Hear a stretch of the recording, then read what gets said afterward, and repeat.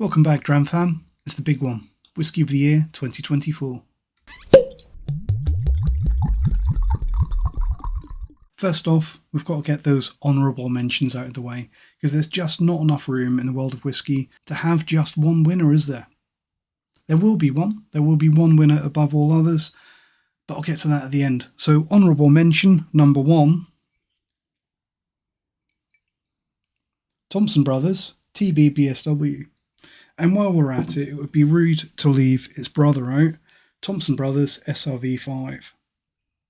These two are, you just couldn't not mention these. I think anyone who's tried these, I would find it almost odd for any whisky tuber not to at least acknowledge these in their Whisky of the Year 2024. I certainly couldn't have ignored them for this video, and I think in particular the Thompson Brothers TBBSW 6-year-old blended, allegedly, whisky. I think that it would have been very, very easy for me to just give this one Whisky of the Year and have done with it. But I think that would be almost too easy. I would be disappointed with myself if I did that. And I think that's the fact that it would be too easy to do that, and it's a little bit too obvious, that stopped me from choosing TBBSW as my Whisky of the Year. There's also the availability issue that not everyone can get this stuff, but I have enjoyed this one so much over 2024. It's just an unbelievable price for what you get. Really great flavours, really great sherry, but it's not just about the sherry, it's a great whisky in general. Really phenomenal value for money whisky that puts the presentations of most of the Scotch industry to shame, to the point that I'm actually a little sad that this humble little whisky has missed the chance to be my Whisky of the Year, but it could have been. I think, let's make some space. Have you got a brew? Or at least some sort of drink? There's going to be a few. I think we also need to mention the true value for money heroes that I discovered in early 24, which I actually found in the 2023 Advent calendar. And that is the accepting its honorary award in its absence, because I finished the bottle, the Murray McDavid Cask Craft Tullybarden and the 5-year-old Kalila Smoky Scott. Both of these are, again, absolutely insanely good value for money. I'll make a space so I can add that one in post later.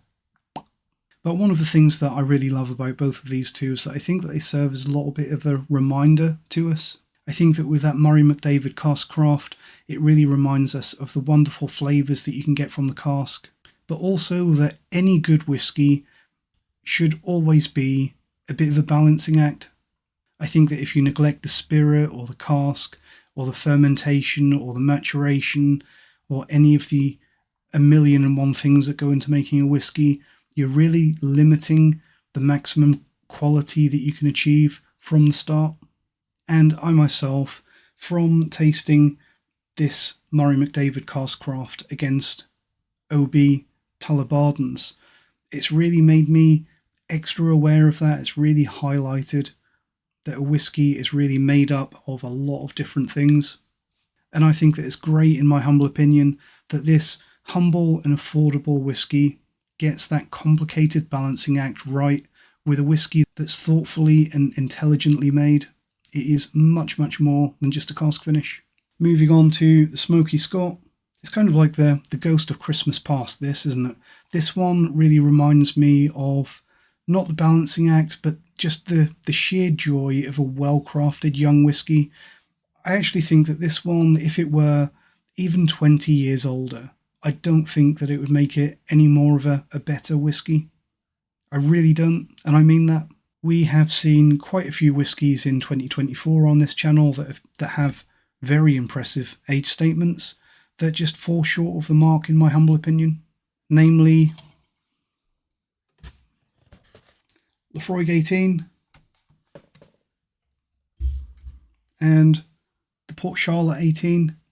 Both of these obviously very prestigious distilleries, very high age statement, and I really don't see any reason, apart from wanting to try these, to buy this over the 10 cask strength or the 16, or this over the standard Port Charlotte 10. So no limelight for you. let's put those back where they came from.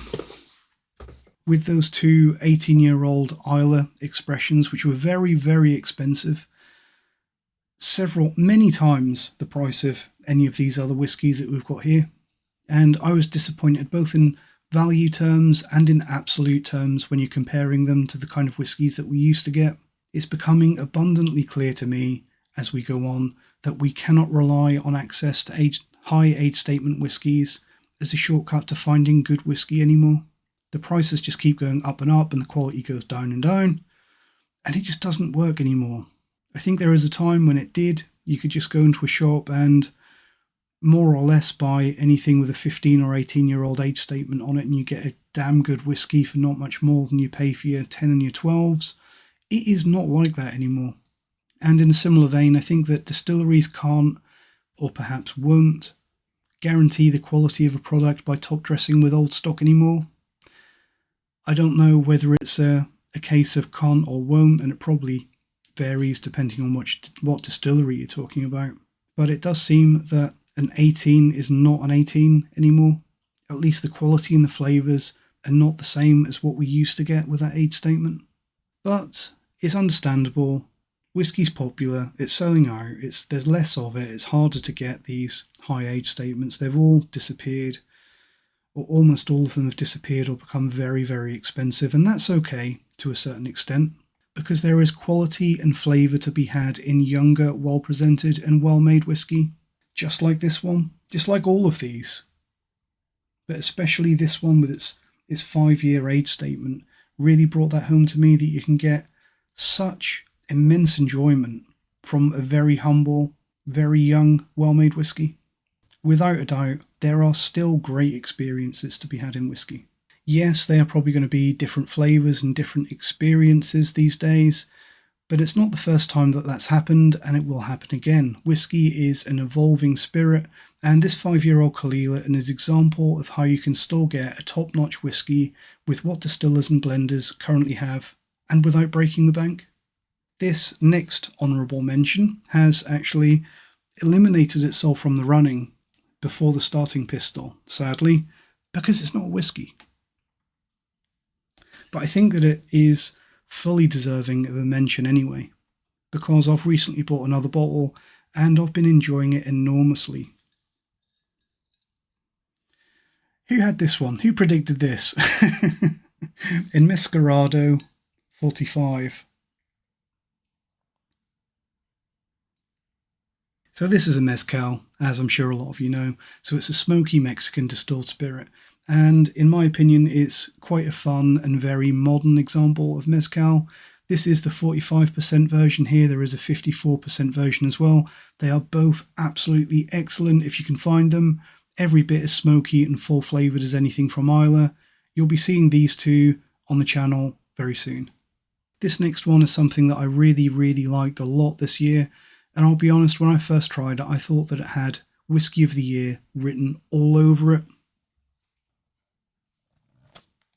It's Ben Nevis 10.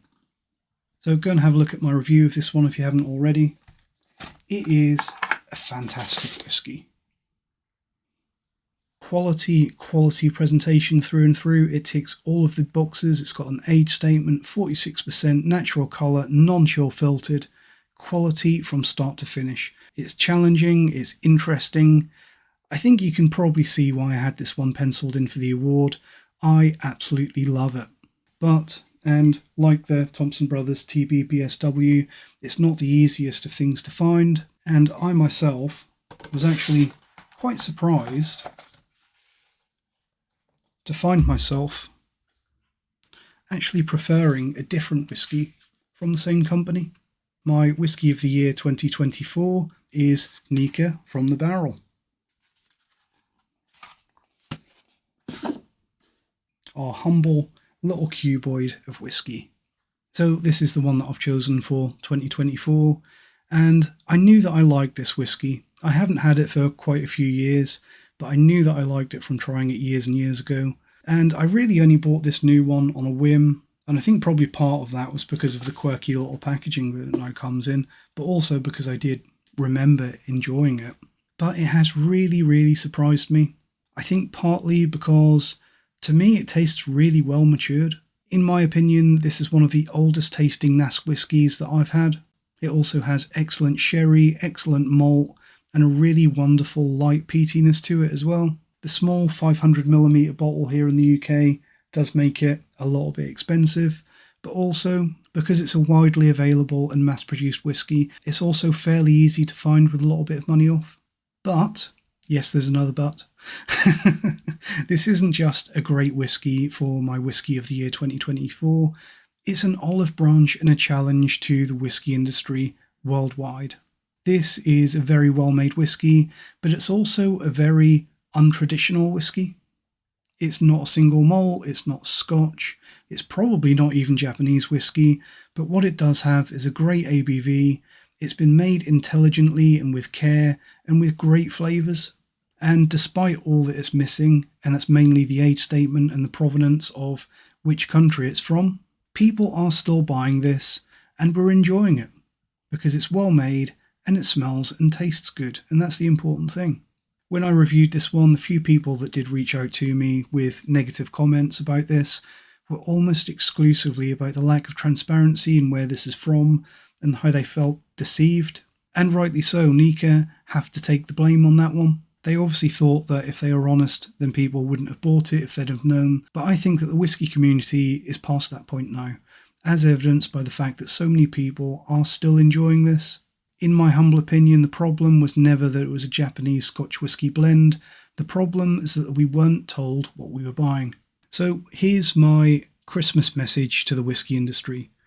We don't necessarily need high age statements. We don't need this for £180. No one needs that. But when something is a no age statement whiskey, don't try to pull the wool over our eyes. We don't want Glenlivet Founders Reserve. We want this. This is our NAS whiskey that we want and that we'll buy and enjoy. This and things like this as well come under the same label because a low age statement is better than no age statement.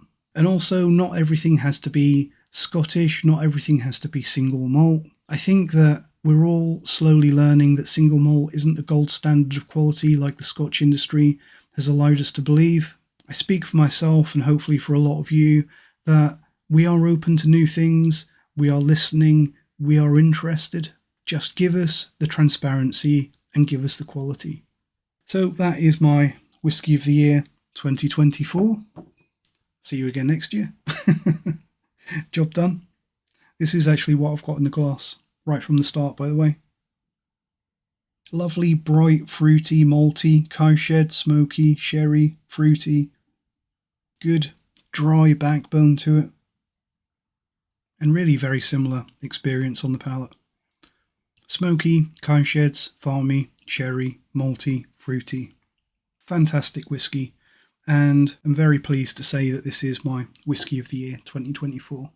Hope you've all had a really great Christmas, and I hope that you all have a really great night tonight with something good in your glass, whatever it is and wherever you are. Here's to 2025. Cheers.